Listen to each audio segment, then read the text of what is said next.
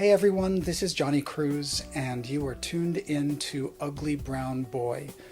You can catch this on all podcast platforms, Instagram, TikTok, and YouTube. Thank you for listening, and thank you for watching. You and I for a lifetime of fun. Hey everybody. Lord.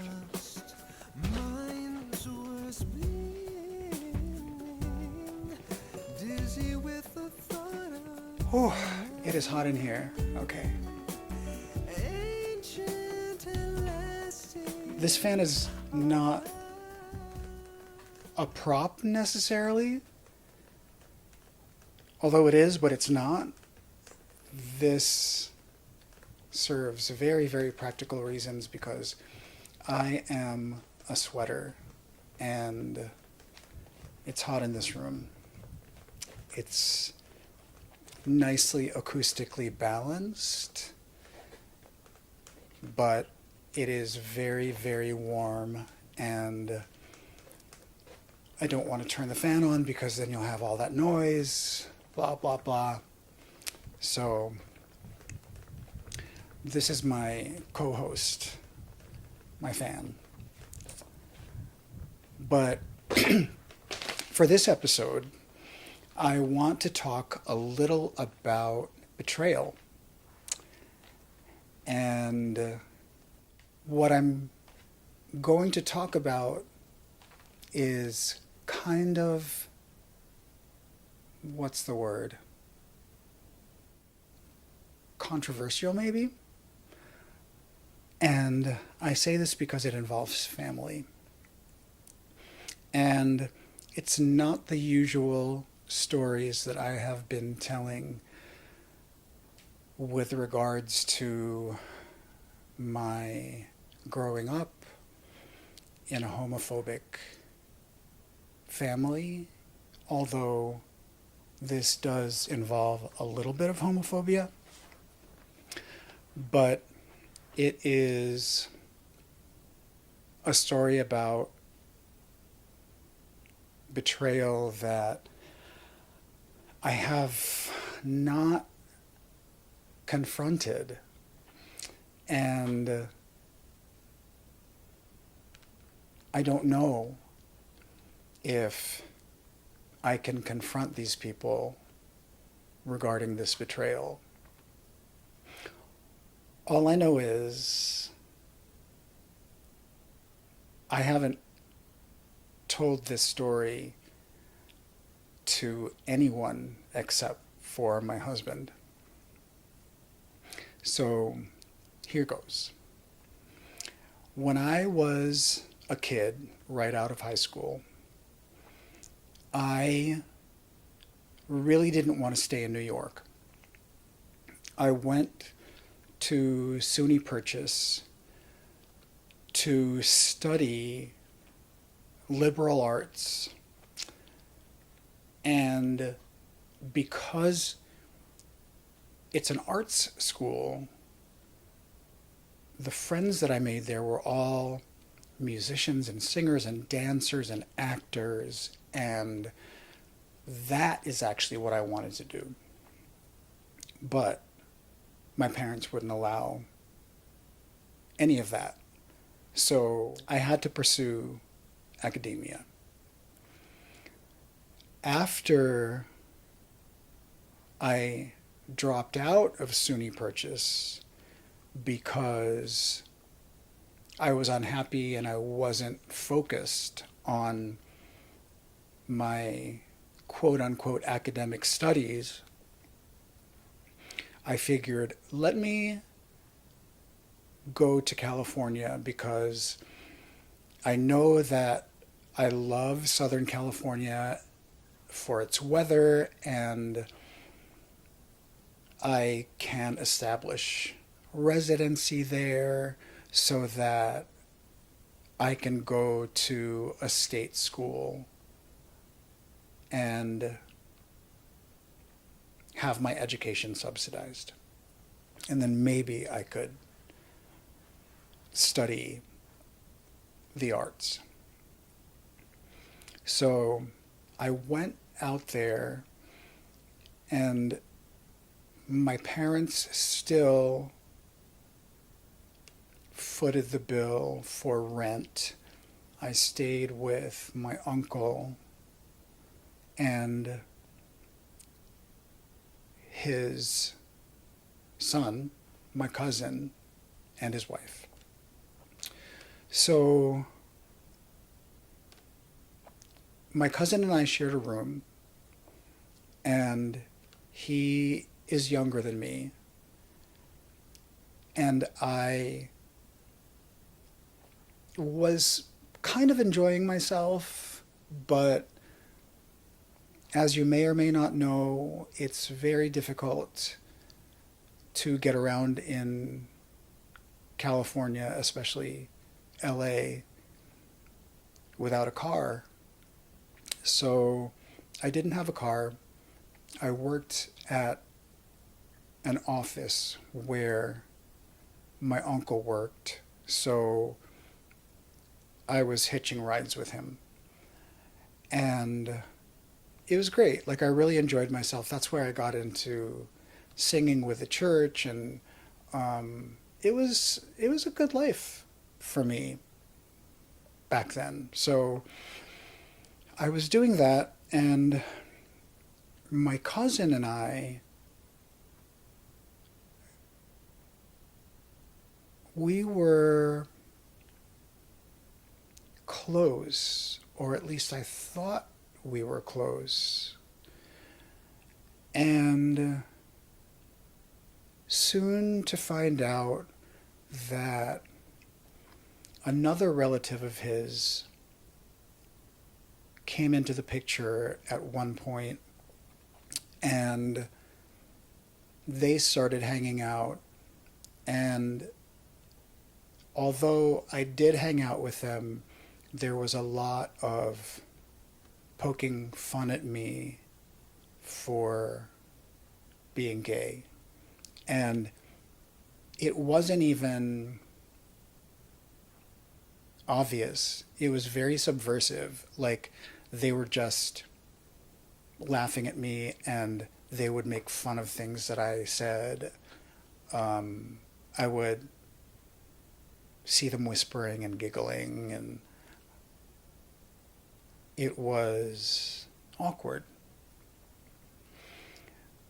But one of the things that we did, I don't know where in the timeline this falls, one of the things that we did together, like, we hatched this scheme, and I used my social security number at the DMV to get him a fake ID. And okay, so Social Security already should tell you that, oh man, don't mess around with your Social Security number. Kids out there, do not mess around with your Social Security number. But I enjoyed, or tried to enjoy, California as much as I could. But the people there were very superficial, and I grew up in New York, so in New York, everybody is really straightforward. They tell you what's on their mind. Some people feel like it's mean, but I like it because I don't think it's mean. It's direct, and you know exactly what you're getting from people. So that part wasn't enjoyable. The weather was incredible, and just being close to beaches and the mountains, there's so much to love about Southern California, but the people really, really sucked. Like, if you didn't have anything to offer them, if you were not in TV or film, if you weren't an actor,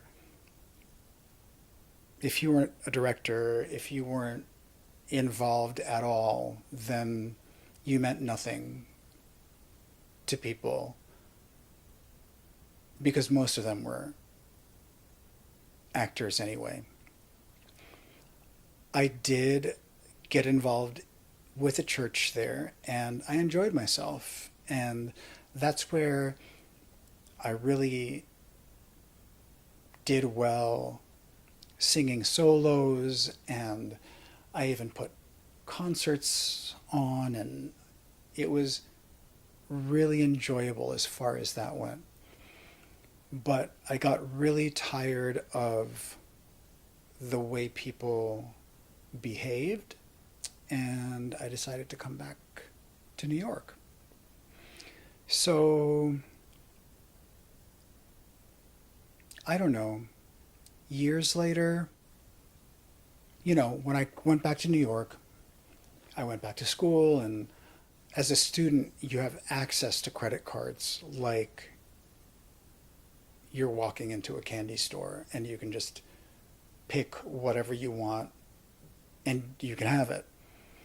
So I got myself into a lot of debt, and that was my fault. Like, a lot of that was my fault.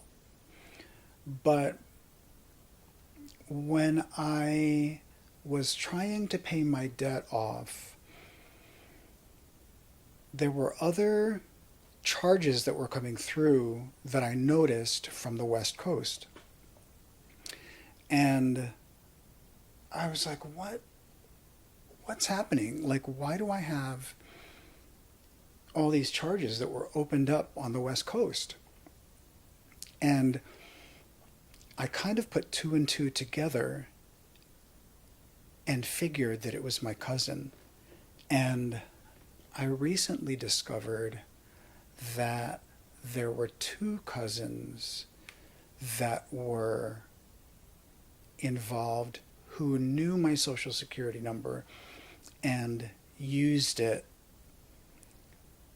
apart from their own social security numbers. So it's only logical that all of these credit card charges, these phantom charges from the West Coast, they had to have come from him or them. But like I said, I never confronted either of them regarding this. And neither of them said anything to me. So I have this kind of latent anger towards them. And again, it's not something that I went ahead and confronted them about.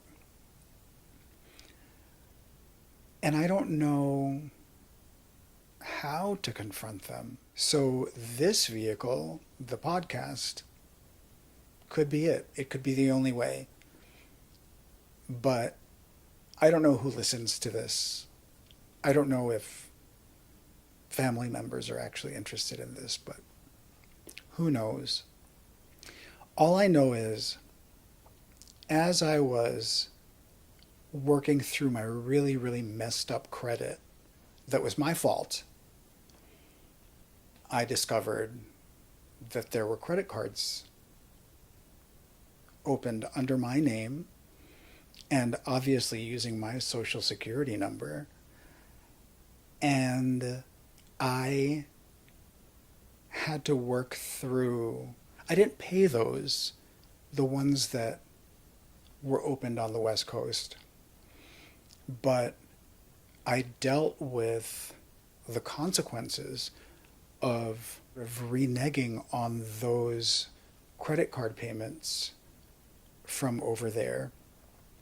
And it really messed up my credit for a long time.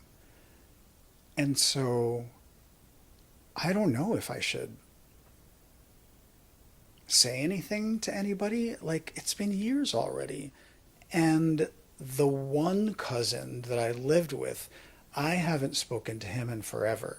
So that also leads me to believe that something happened, that what I believe is true. But the other cousin who, you know, I'm kind of like, do you think he was involved too? We get along really, really well.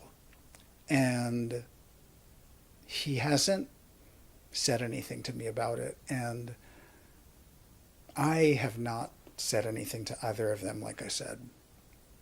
So it's this sense of betrayal that I have from both of them that I neither want to confront nor want to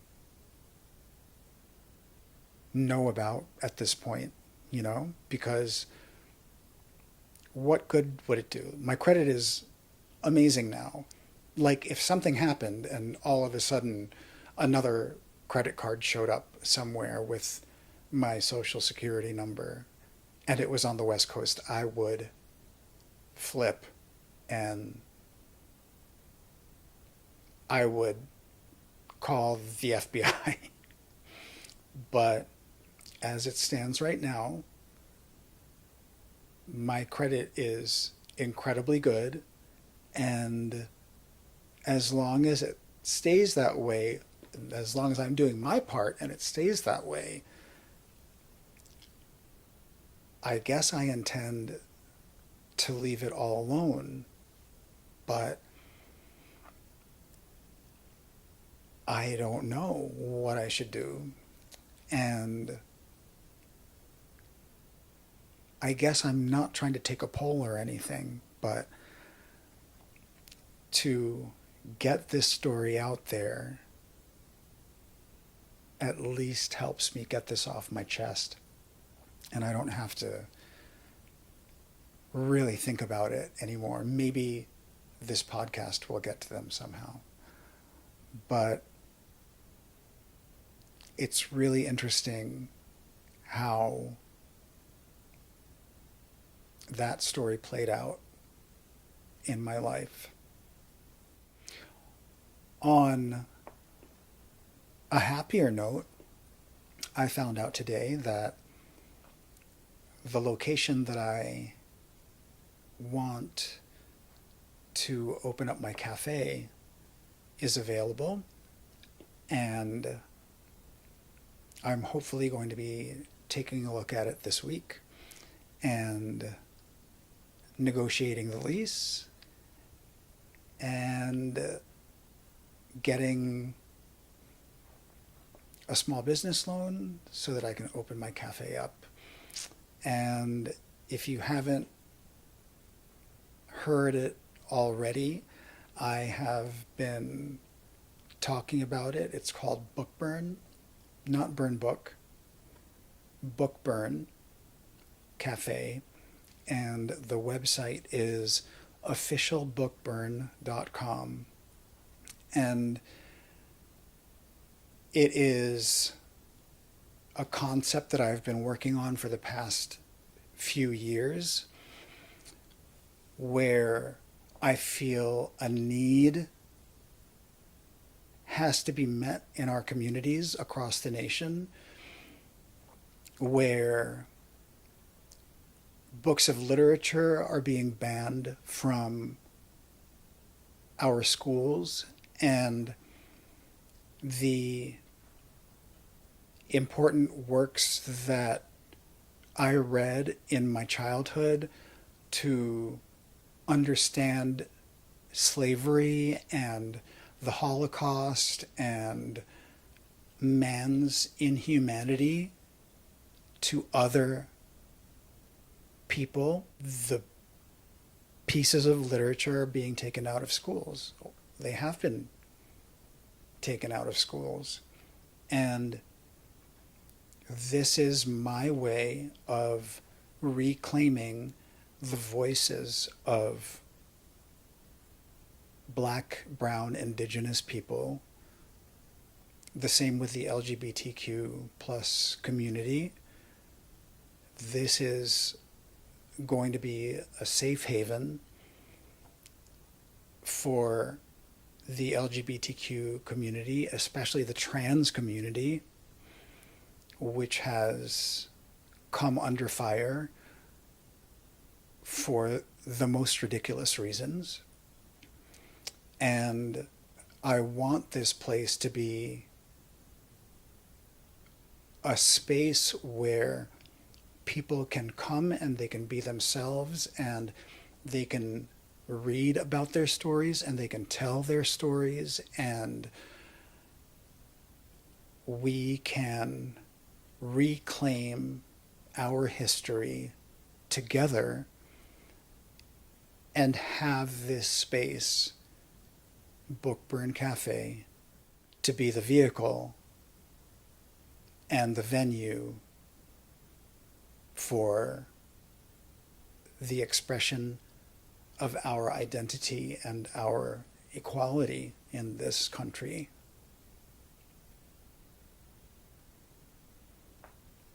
So if you're hearing this and you are able to make a donation, I have